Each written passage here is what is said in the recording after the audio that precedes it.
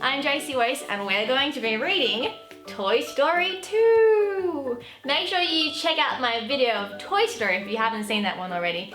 Alright, here we go. Hey Woody, ready to go to Cowboy camp? Andy shouted, bursting into the bedroom. Woody was very excited about camp, though he couldn't show his feelings to Andy. Toys were supposed to stay still whenever people could see them. With a few minutes to spare before leaving for camp, Andy grabbed Woody and Buzz, his two favorites, for a quick adventure. Suddenly, there was a loud rip. Woody's shoulder had ripped open. Andy's mum suggested fixing Woody on the way to camp, but Andy shook his head and sighed. No, just leave him. I'm sorry, his mum replied, but you know toys don't last forever. Sadly, Andy handed the pull-string cowboy doll to his mum, who placed Woody up on the highest shelf in the room. Then they left. Woody was shocked by what had happened. What if Andy never played with him again? Woody watched sadly as Andy left without him, and he didn't feel any better when he found Wheezy, a toy penguin who'd been sitting broken and forgotten on the shelf for months. Maybe that would be Woody's future too. Suddenly, the toys spotted something terrifying. Andy's mum was putting up a sign outside, "Garage sale." Unfortunately, she chose Wheezy as one of the sale items. Thinking quickly, Woody waited until Andy's mum was out of sight, then whistled for Buster, Andy's friendly puppy. Together, they sneaked outside, grabbed Wheezy, and were heading back to safety when Woody, struggling to hold on with his injured arm, lost his grip and tumbled to the ground. Then, a strange man noticed Woody, picked him up, and stole him. From their upstairs window, the other toys watched in horror as the man put Woody in the boot of his car. Buzz couldn't let Woody be taken away, so he jumped out of the window and slid down the drainpipe, racing to rescue his friend. But he was too late. All Buzz saw was a number plate, LZTYBRN, and a few feathers floating in the air as the car sped away. The strange man took Woody to a high-rise apartment and put him inside a glass case. Then, to Woody's surprise, the toy napper put on a chicken suit. He spoke to someone on the phone, then glanced at Woody and chuckled. "You, my little cowboy friend, are gonna make me big bucks," he laughed.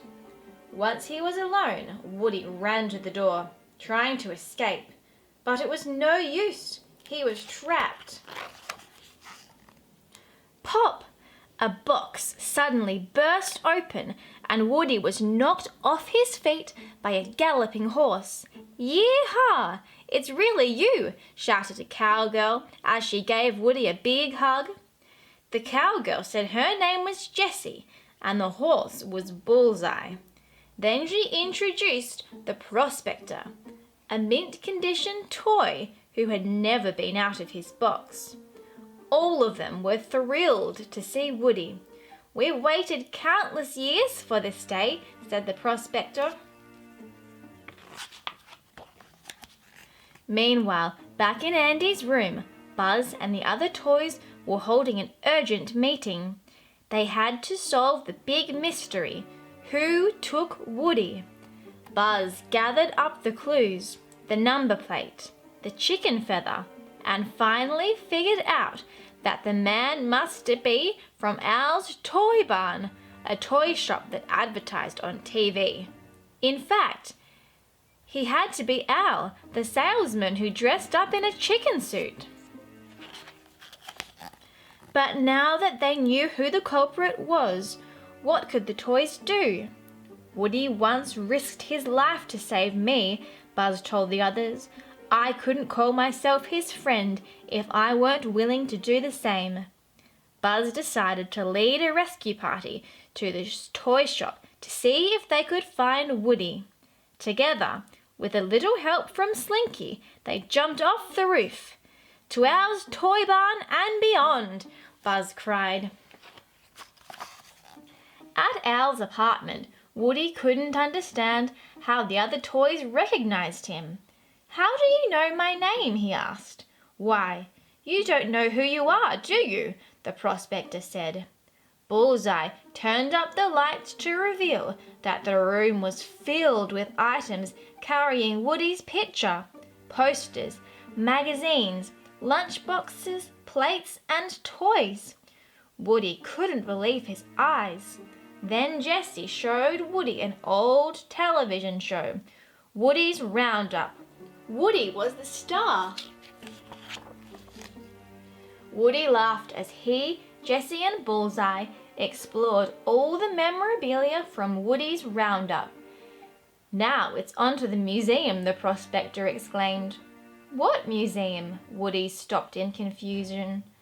The prospector explained that the Roundup toys had become valuable collectibles. Al planned to sell the prospector, Jessie, Bullseye, and Woody as a set to a Japanese museum for a lot of money. By early morning, Buzz and his rescue team had almost reached Al's toy barn. They just needed to cross one last, very busy road. Luckily, Buzz noticed a pile of orange traffic cones. He told everyone to grab one, and then, slowly, they walked out into the traffic, hiding under the cones. Soon, the road was filled with skidding, honking, crashing cars, all trying to avoid the strange moving traffic cones. But the toys barely noticed. They had arrived at Al's toy barn. Inside Al's toy barn, aisles of shiny new toys stretched into the distance. Everyone looked up in awe. How would they ever find Woody here?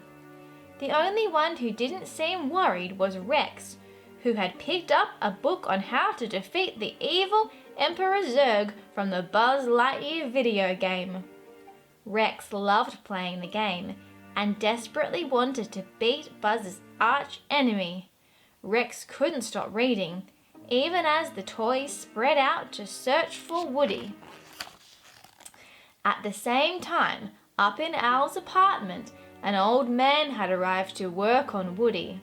The man opened a wooden case with special trays and drawers that were full of toy parts and doll paint.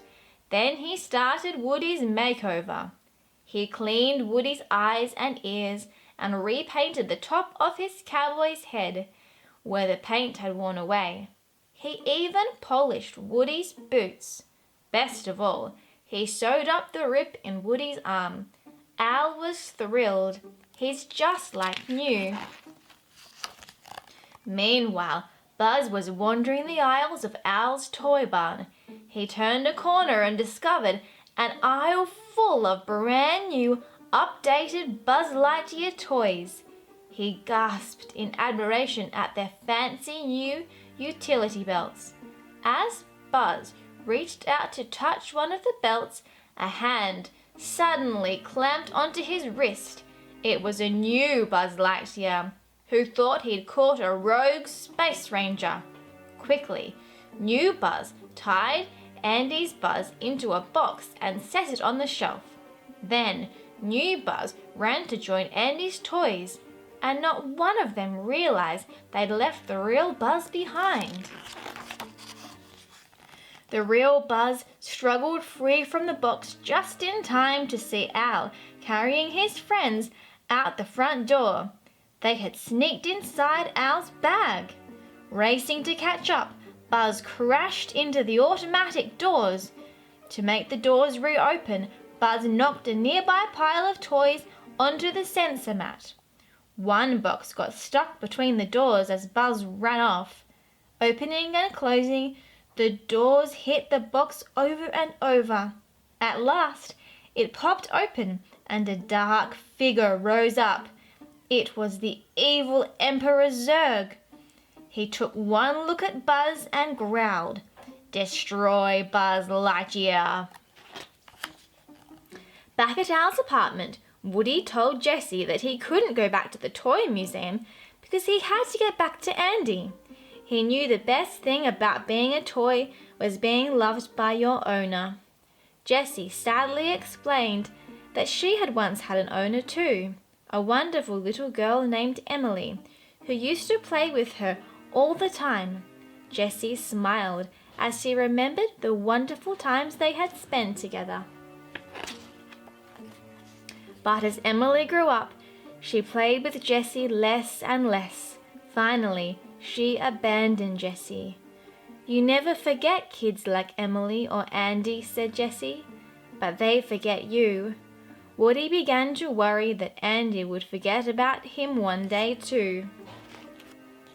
Outside, the toys had hoped to hitch a ride hidden in Al's bag to wherever Woody was being kept. But at his apartment building, Al jumped out of the car, leaving his bag behind, and the toys too. "No time to lose," new Buzz shouted. Quickly, he led everyone into the building through an air vent.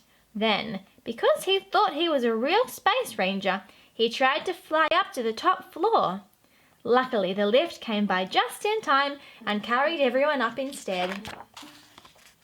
Sneaking through the vents, the toys finally reached Al's apartment. They charged into the room, knocking down Jessie and Bullseye, then grabbed Woody and ran. Everything was very chaotic and confusing, especially when the real Buzz showed up too. Finally, things got sorted out and everyone figured out who was who. But that still left one big problem. "Woody, you're in danger here," said Buzz.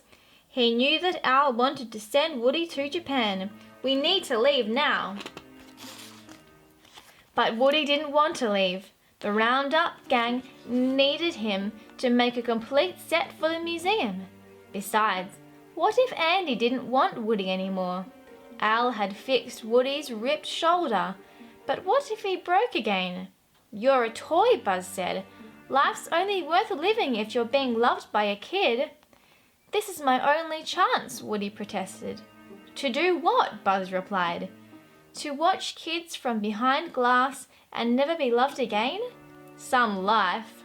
Sadly, Buzz left Woody behind, leading Andy's toys towards home. Soon, though, Woody realized Buzz was right. He belonged to Andy. He ran to the vent and called for his friends to return. Then he returned to the Roundup gang. "Come with me," he said. "Andy will play with all of you, I know it." Jessie and Bullseye were excited, but the prospector blocked their path. After a lifetime in his box, he was determined to go to the museum.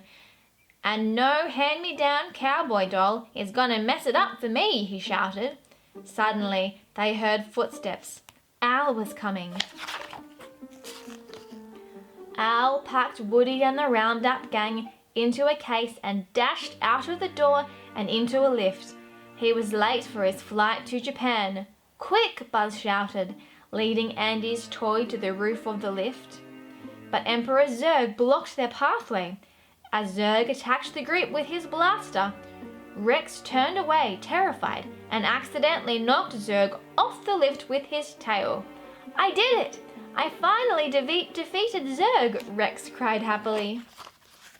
The moment Zurg was gone, the toys rushed to the lift's emergency hatch.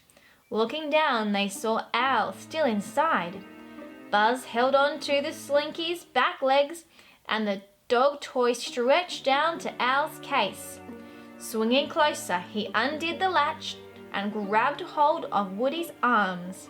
But then, the prospector popped out and pulled Woody back down. A moment later, the lift doors opened on the ground floor. Al hurried outside, with the Roundup gang still inside his case. Andy's toys sprinted into the car park, but Al had already jumped into his car and driven off. How would they rescue Woody now? Luckily, the toys spotted an empty Pizza Planet truck nearby. Maybe they could use the truck to follow Al and Woody. The real Buzz Lightyear asked new Buzz if he wanted to come. "No," replied the deluded space toy. "I have a lot of catching up to do with my dad." Now he thought that Zurg was his father. Zurg had escaped the fall from the lift unharmed. He shot a ball at new Buzz, who caught it and threw it back. "Good throw, son," Zurg cried. The real Buzz smiled and ran towards his friends. "Does anyone know how to drive?" Rex asked as the toys hopped into the Pizza Planet truck. Buzz gave everyone a job to do. He would steer, while Slinky Dog pushed the pedals. Rex kept his eye on Al's car and yelled out directions. "He's at the red light," Rex shouted. "We can catch him." Soon they were swerving through traffic, hot on the tail of Al's car. Driving wildly, Buzz and the gang followed Al right to the airport entrance, but the toys couldn't walk openly through the crowd. Luckily, Buzz spotted a pet carrier. The toys piled inside, sticking their legs through the bottom so they could walk. Moving as quickly as they dared, the group moved through the airport, following Al and his green case. Still in the pet carrier, Andy's toys climbed onto the luggage conveyor belt, following Al's green suitcase. "Once we go through, we just need to find that case," Buzz explained, nodding at the door to the baggage area. The toys gasped as they entered a room. Bags and suitcases and boxes headed off in all different directions. Buzz finally found Al's case, but when he opened it, pow! The prospector jumped out and punched Buzz. "Hey, no one does that to my friend," Woody yelled, tackling the prospector. With his pickaxe, the prospector ripped Woody's shoulder open again and was about to drag Woody back into the case when Andy's toys arrived just in time. Jessie and Bullseye were still trapped inside Al's case. The little horse kicked free as the conveyor belt carried them outside, but Jessie was stuck. "Ride like the wind, Bullseye," Woody yelled as he and Buzz jumped on Bullseye's back. They raced over the tarmac, chasing the luggage truck. Woody finally scrambled onto the truck, but by then the green case was already being loaded into a plane. Woody hid inside another suitcase and was tossed onto the plane too. Searching through the cargo hold, Woody found the scared cowgirl. "Come on, Jess," he said. "It's time to take you home." Just then, the plane's doors closed. They were stuck inside. Desperate, they crawled through a hatch down to the plane's wheels. The plane was already speeding down the runway. Woody and Jessie could barely hold on. Then Woody slipped. Jessie caught him just in time, but his shoulder was starting to rip even more. Twirling his pull string, Woody tried a daring trick. Finally, he lassoed a bolt on the wheels, then he grabbed Jessie's hand and together they swung towards the ground. As the two hurtled down and under the plane, Woody's pull string unhooked from the aeroplane bolt, throwing them right to Buzz, who was galloping along on Bullseye. Everyone was safe. Watching the plane take off into the sky, Woody, Jessie, Buzz and Bullseye danced and cheered. "That was definitely Woody's finest hour," cried Jessie. And what happened to the prospector? In the airport, Woody and Buzz had strapped the prospector to a pink backpack which belonged to an excited little girl who couldn't wait to play with her new doll. The prospector wouldn't be in perfect condition much longer. When Andy arrived home from cowboy camp, he was surprised by what he found. "New toys!" he cried. "Thanks, Mum." Jessie and Bullseye had joined all his favourites, welcoming him home. Andy couldn't wait to play with everyone, just as soon as he had sewn up Woody's shoulder. Someday, Andy would grow up, and maybe he wouldn't always play with toys, but Woody and Buzz knew there was no place they would rather be. Besides, they would always have each other, for infinity and beyond.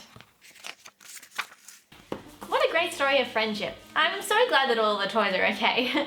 Well, thanks for watching everyone. Make sure you give a thumbs up for this video and hit subscribe if you liked it so you can get my next video. I'm JosieWose and I'll see you next time. Bye!